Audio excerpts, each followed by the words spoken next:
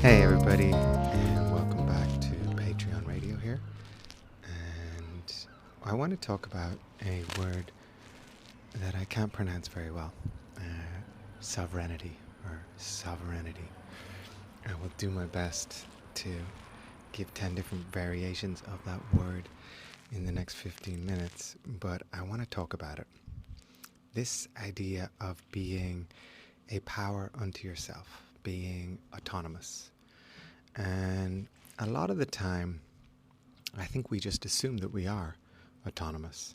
I think we assume that, of course, I am in control of me, and of course, the decisions I make come from me. But it can be really interesting just to begin to explore how truly autonomous we are. And I think it can begin often with this idea of how we walk into a room. And when you come into a room or when you come into a new place with strangers, how much of your energy is going outwards? How much of your energy is sort of scanning for safety, is scanning for friendliness, is scanning for different ways that, say, social strategies that you've developed over your life can work. Now, what I'm not trying to say is that we want to leave all of this behind, but because at a certain extent this is our biology. Our biology, this very old Paleolithic system that's inside of us, of course it's looking out for our safety. It's looking out for signs of friendliness and signs of safety and kindness and so on and so forth. But to a certain extent, we also want to wrestle some of this back so we can become authentic. And this is what sovereignty is. It really is just the ability to be kind of anchored in yourself, to respond to your needs, and just sort of saying, okay, I exist, I matter, and this is what is important to me. And I think a lot of us, and I say this because I'm certainly this way, and I know that my vibe has attracted my tribe throughout all of the work that I do. The people who come and work with me have similar, are on similar healing journeys with me. So I've definitely noticed this, that my sensors have always pointed outwards rather than inwards. So the way that I operate and the way that I move through life is typically, or has been typically, waiting to see other people's reactions and then accommodating their needs rather than my own. When you do this for a very long time, you just become quite lonely in yourself.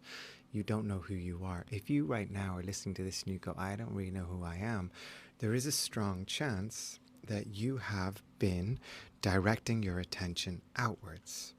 You know that you haven't been responding, first off, to my need. You've been responding to the needs of those right in front of you. And this is a pattern that we develop from childhood. We develop this childhood pattern when we grow up in homes where we don't feel like we are entirely safe to be ourselves.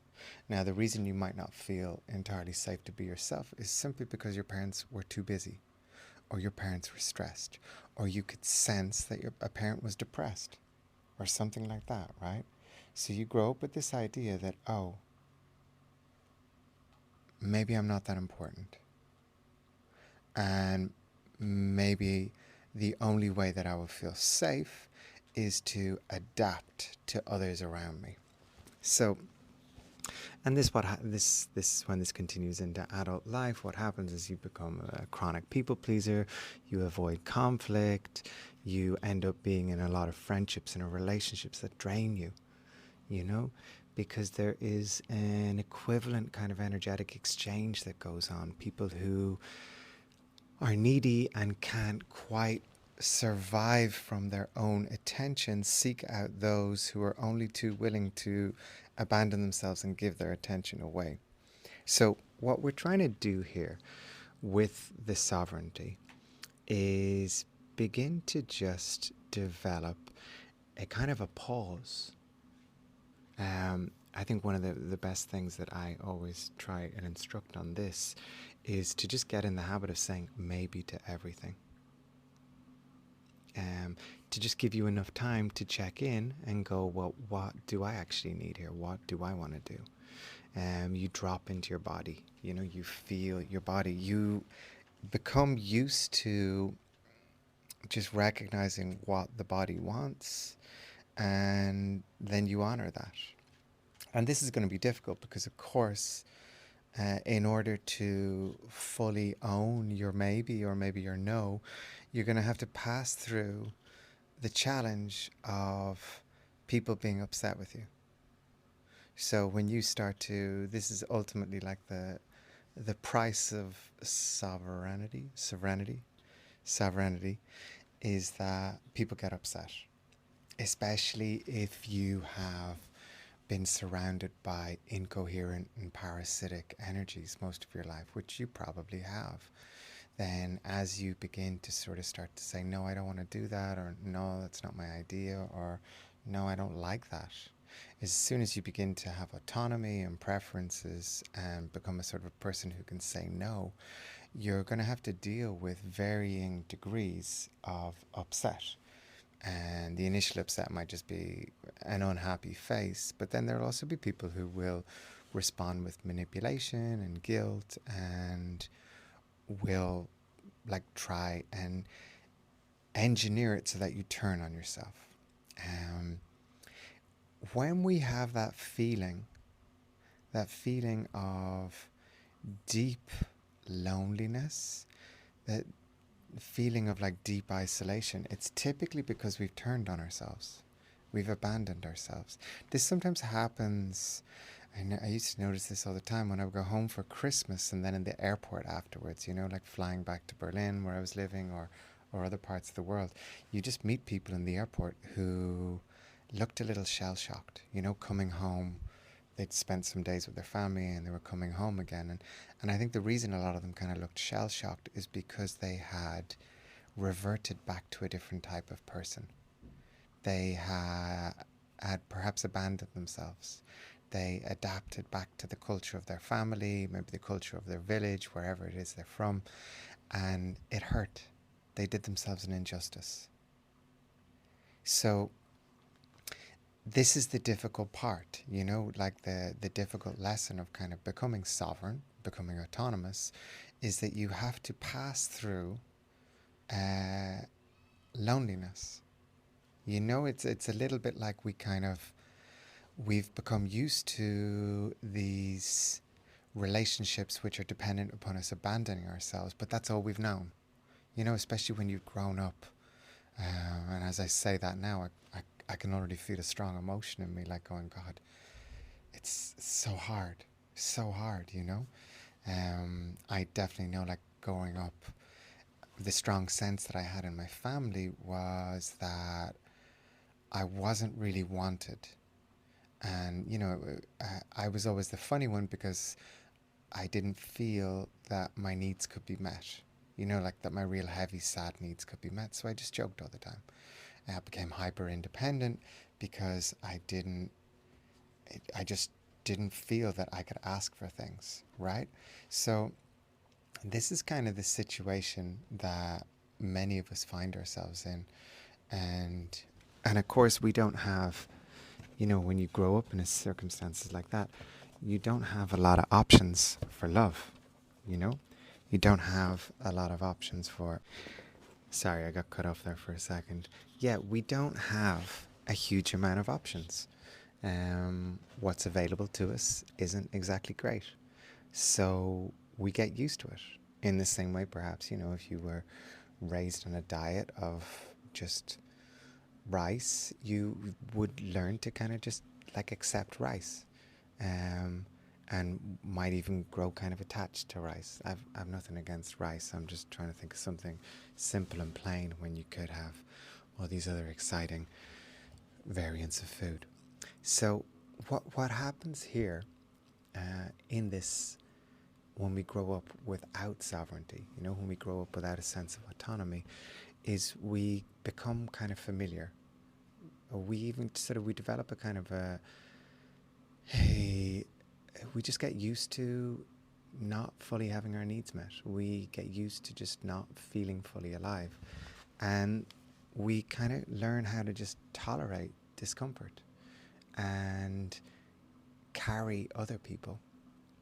Um, and this is hard because in order to fully open up to people who are going to share with you, people who are going to reciprocate, you have to kind of drop the old stuff. And that often means being on your own. It often means saying goodbye to the only love you've known, even if that love wasn't great to begin with. So how this works and how we do this is becoming really rooted in ourself and choosing this sense of self-rootedness over anything else. I really feel, for example, that for myself, I would rather be sovereign if that sovereignty meant that I was completely alone. The fear, the feeling of abandoning myself just to have a friendship, have a relationship, have a connection with my family is just so depressing for me. I can't do it. It feels so inauthentic. And I just wonder how it is for you. And how do you notice the feeling of abandoning yourself in your body, the moment when you accommodate somebody else, the moment you kind of prioritize another person? And this doesn't mean that we become horrible people or anything like that. It doesn't mean that we become entirely selfish. But I think the energy that we're moving into, the future energy that we're moving into, which is much more individual and less tribal, is an energy of maturity where we don't necessarily need each other to kind of patch the holes of our broken personalities. We just enjoy each other. I certainly feel like kind of with this community, for example, there's a lot of autonomy. The way that we share together, the way that we kind of interact together feels to me like there isn't dependency. There's just sort of shared mutual respect. And I think that's a real glimpse of the future. And I think if you're listening to this and you can get a sense of what I'm talking about and you can recognize it in your life, then you're carrying the seed of the future. And in order to carry the seed of the future, you have to get used to being alone.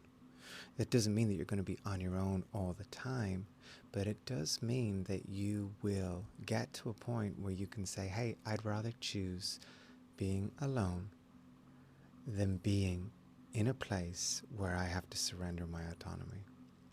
And that's really it. That's the thought that I want to leave you with this week. And maybe even this, what if the greatest gift you can offer is not your caretaking, but just your steady, rooted self? What would it feel like if after you leave every interaction, every interpersonal experience, that you left with this sense of, I didn't abandon myself? I had a situation not so long ago. There's a friend of my partner's, and my partner's interested in them, but I find this person to be just an energy vampire. They talk one way. And she was in the home and she just started to talk. She started to monologue. And I interrupted her and I just said, sorry, I need to get a glass of water. And I walked into the kitchen and I had a glass of water and I giggled to myself at how beautiful it was that I hadn't abandoned myself to someone who was just going to talk right through me. And I think there's a lot to be said for that. I think there's a lot to be said if you've had a lifetime of being drained by others, just getting to this point where you don't care about upsetting people if that person is completely draining you. You prioritize yourself. And in this way, you're also offering an opportunity for those around you, those who would typically drain, to just learn to soothe themselves. And this way we all grow up. And that's it. That's my thoughts for now. Thank you very much. Love you all. And talk soon.